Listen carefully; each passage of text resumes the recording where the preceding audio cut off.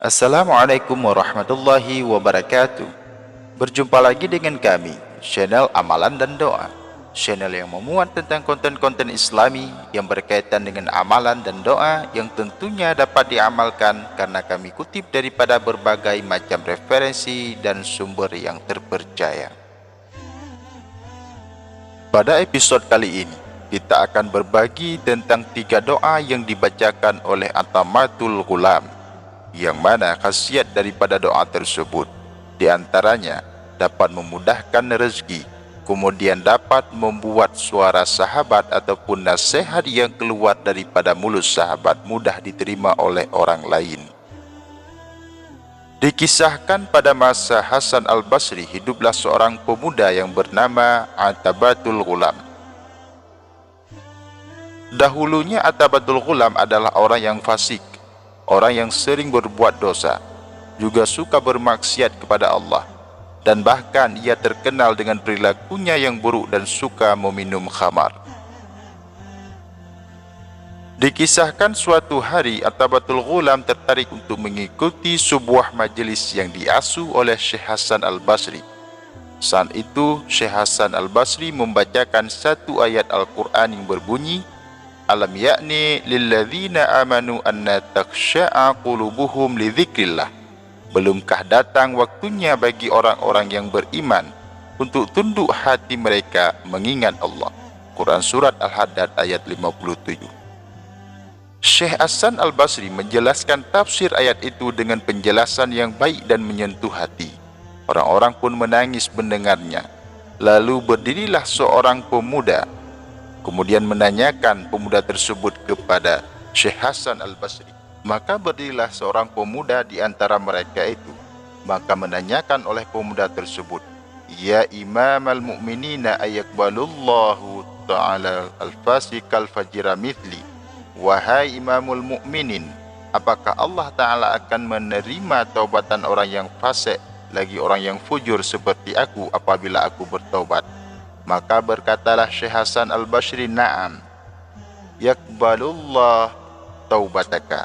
Allah Ta'ala akan menerima taubat engkau. Wa in kana faskuka wa fujuraka mithla Atabatil Ghulam. Sekalipun dosa dan kefasikan engkau melebihi daripada Atabatul Ghulam.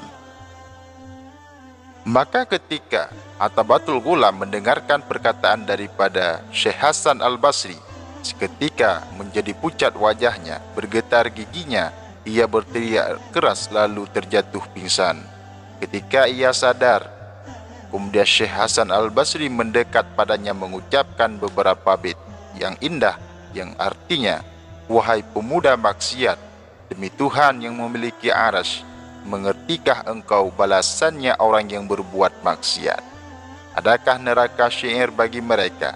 Ia memiliki suara api menggelegar di saat ubun-ubun terpegang. Kalau engkau menerima neraka-neraka itu, silahkan berbuat maksiat. Bila tidak, jauhilah kemaksiatan. Semua kesalahan yang engkau kerjakan, artinya engkau sudah mengadaikan dirimu di neraka. Maka bersungguh-sungguhlah untuk melepaskan diri. Seketika itu Atabatul Ghulam berteriak makin lantang. Ia pun langsung jatuh pingsan untuk kedua kalinya. Ketika sadar, ia kembali bertanya kepada Syekh Hasan Al-Basri, Wahai Syekh, apakah benar Tuhan yang Maha Penyayang menerima taubatnya orang yang hina sepertiku ini? Tiada zat yang menerima taubat orang yang menyimpang kecuali Tuhan yang Maha Memaafkan, jawab Syekh Hasan Al-Basri. Mendengar jawaban bijak Syekh Hasan Al-Basri, Atabatul Ghulam pun kemudian mengangkat kepalanya dan berdoa meminta 3 permintaan kepada Allah Subhanahu wa Ta'ala. Maka doa yang pertama yang dibacakan oleh Atabatul Ghulam, Ilahi in qabilta taubati wa ghafarta haubati fa akrimni bil fahmi wal hifdhi hatta afidha kullama sami'tu minal ilmi wal Qur'an. Tuhanku, jika engkau menerima taubatku dan mengampuni dosa-dosaku, maka muliakanlah aku dengan mudah faham mengenai ilmu dan Al-Quran.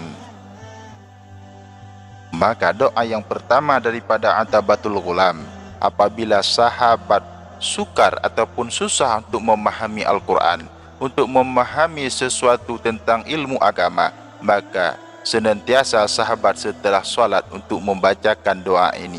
Namun syaratnya, sahabat sebelum mengamalkan doa ini, sahabat harus dahulu bertaubat kepada Allah Subhanahu wa Ta'ala dengan taubat yang sebenarnya. Maka doa yang kedua yang dibacakan oleh Atamatul Ghulam, Ilahi akrimni bihusni sauti wa ni'mati hatta anna man sami'a qiraati yasdadu diqqatun fi qalbihi wa in kana qasil qalbi.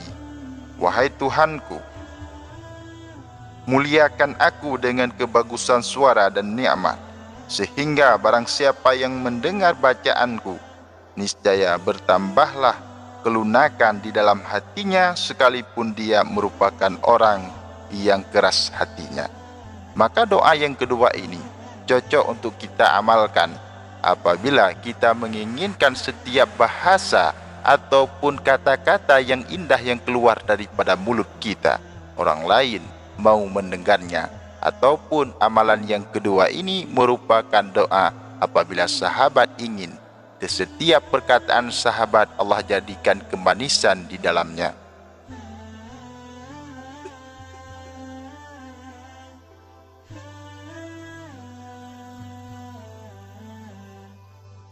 Maka doa yang ketiga yang dibacakan oleh Atamatul Ghulam, Ilahi akrimni birizqil halali warzuqni min haitsu la ahtasib. Tuhanku, berikan rezeki yang halal padaku dari jalan yang tidak aku duga-duga.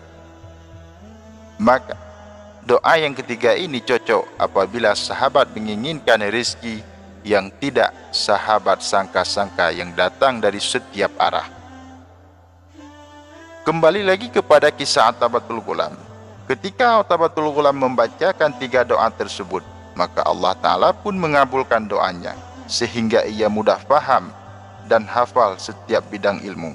Setiap orang langsung taubat jika mendengar bacaan Al-Qur'annya, dan bahkan setiap harinya ada semangkuk kuah kaldu dan 2 potong roti, tanpa diketahui siapa yang menaruh di depan rumahnya. Begitulah kehebatan daripada 3 doa yang diamalkan oleh Atamatul Ghulam, sehingga Atamatul Ghulam menjadi seorang wali daripada wali-wali Allah.